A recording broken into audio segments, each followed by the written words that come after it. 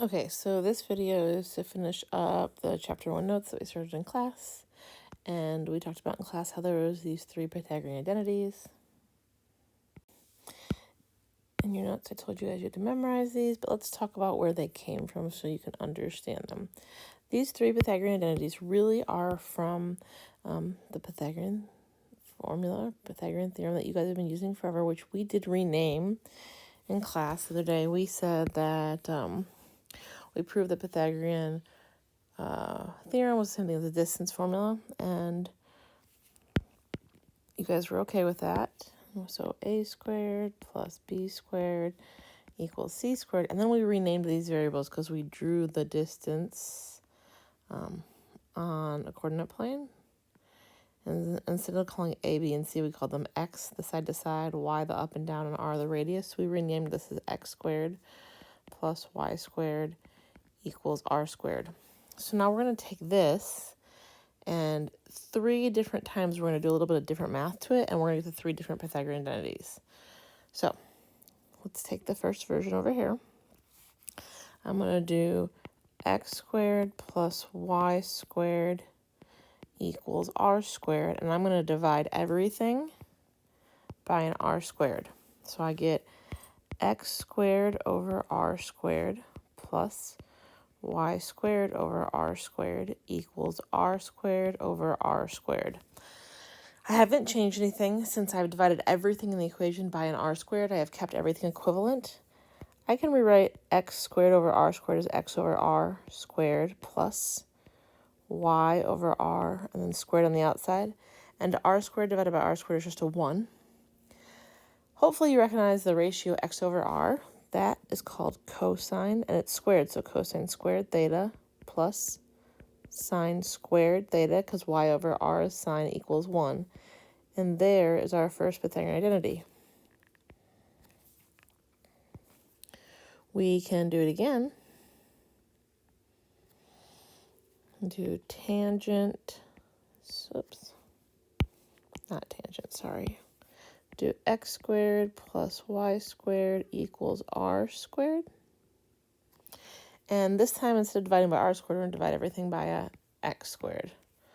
So x squared divided by x squared plus y squared over x squared equals r squared over x squared. X squared divided by x squared is 1 plus, again, I can take that square on the outside, so divided or plus y divided by x and then squared equals r over x, and then I'm going to move that square to the outside. 1 plus y over x is called tangent squared theta. R over x is called secant squared, and then theta. So here is our second one. And then on the last one, we divided by r, we've divided by x, so we're going to divide by y this time. So x squared plus y squared equals r squared, and divide everything by a y squared. X squared over y squared plus y squared over y squared equals r squared over y squared. This is the same thing as x over y squared plus 1 equals r over y squared. X over y is called cotangent squared theta plus 1. R over y is called cosecant squared theta. And so our Pythagorean identities were not just imagined. They are just the Pythagorean formula that you agreed we could call x squared plus y squared equals r squared, rewritten in a different way. And then I'm pretty sure I mentioned in all the class periods that tangent is not only y over x, but it's also sine over cosine, and similarly cotangent is cosine over sine. And if you weren't sure about that, so I want to start with this side and prove it to you. Sine is y over r. Cosine is x over r. You learn to keep, change, flip. So keep the top, change to multiply, flip the bottom. The r's will cancel out. So that's really just saying y over x, which is what we know as tangent theta.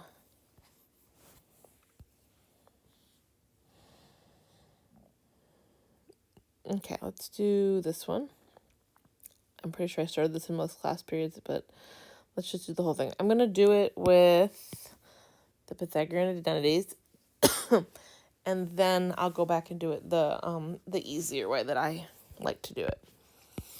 So it says find, I need to find sine and tangent using Pythagorean identities. So I'm going to start with cosine squared theta plus sine squared theta equals 1. That's a Pythagorean identity. I'm going to plug in what I know.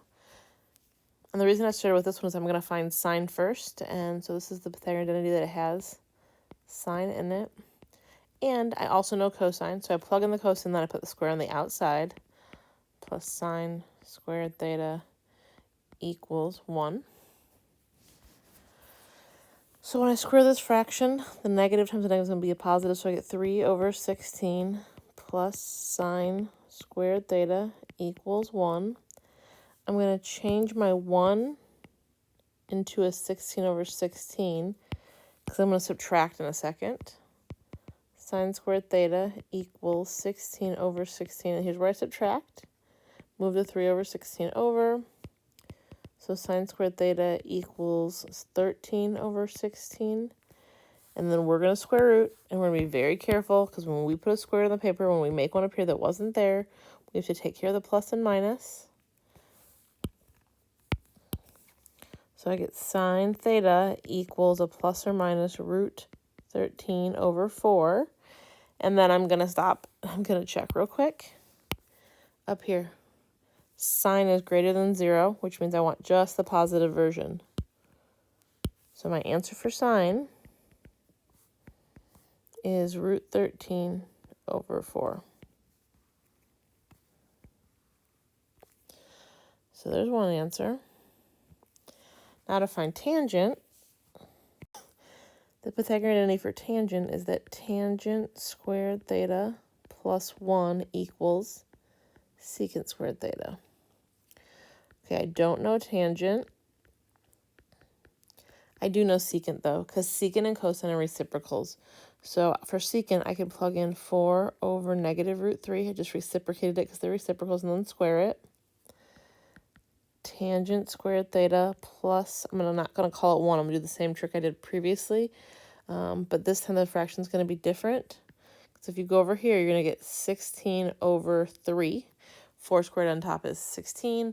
Negative root 3 squared is going to make a positive 3. So I'm going to call this fraction right here not 16 over 16, but 3 over 3.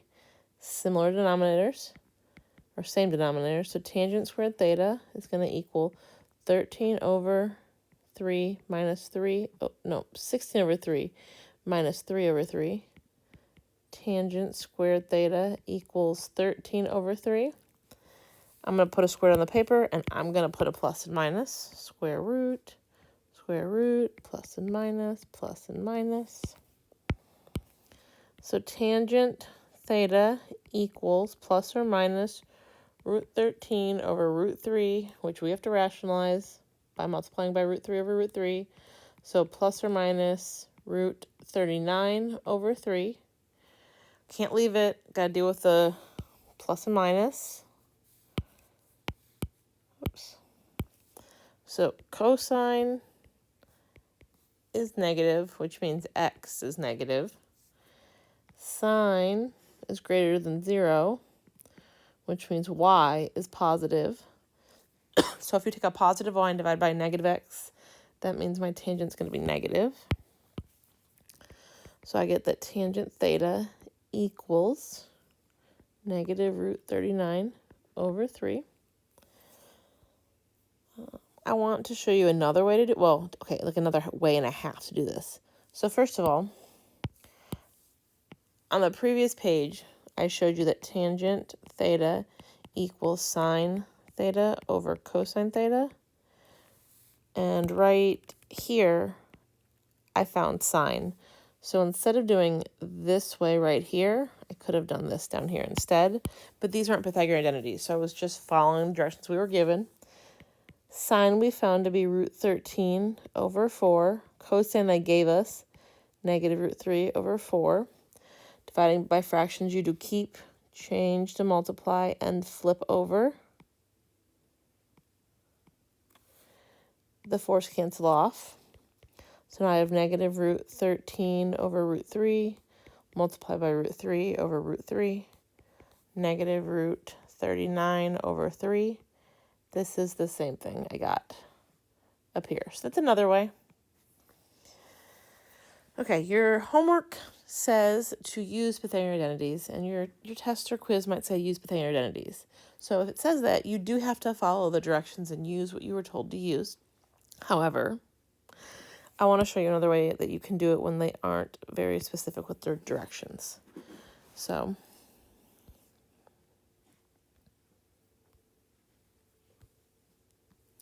I just move this over here. Let's do this the way we've done these. So when you've been given information, I've told you to draw a picture. So I'm going to draw a picture. And I have cosine, and I know cosine's negative, and sine is positive, so I'm going to draw my triangle in the second quadrant. That cosine theta equals negative root 3 over 4. The x is negative root 3.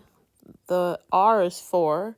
And then I'm going to do x squared plus y squared equals r squared, which is where those Pythagorean identities come from, to find y. So I'm going to do negative root 3 squared plus y squared equals 4 squared. So y squared is going to equal 16 minus 3. So y is going to equal plus or minus root 13. And on my triangle, I'm going to put just positive root 13 because I'm in the second quadrant. And that's kind of the extent of like the hard math, because now the first thing I want to do is find sine. Well, sine of theta is the y over the r. So that's going to be root 13 over 4. Done. Tangent of theta is the y, root 13, over the x, which is negative root 3. We rationalize by root 3 over root 3, and we get negative root 39 over 3, which is the same thing we've got every time. Just another way to do the problem. So this way is the way without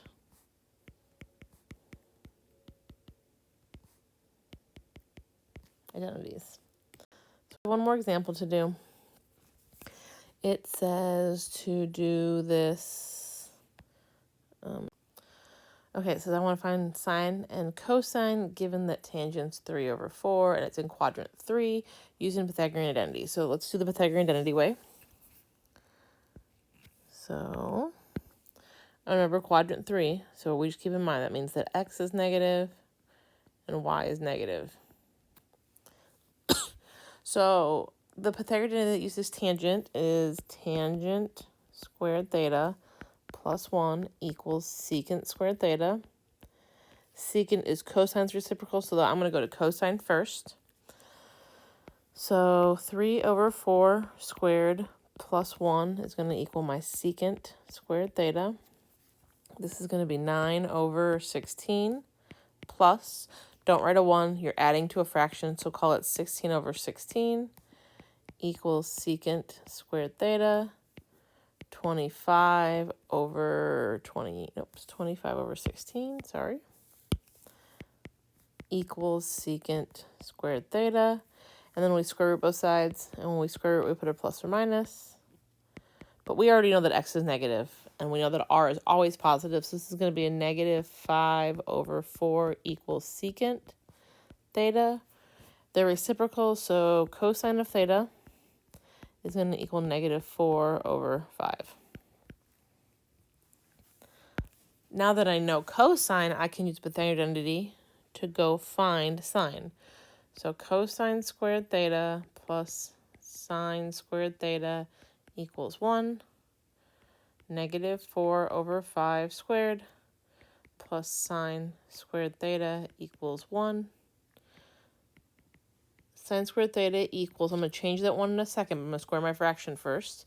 And I'm going to subtract the fraction over, so it's going to be a 16 over 25, which means the 1 I want to change into a 25 over 25. Sine squared theta equals 9 over 25. Square root, don't forget your plus and minus. We already acknowledged that y is negative and r is always positive, so the sign is going to be negative. Sine theta is going to be negative 3 over 5. So hopefully that helps you finish up your homework.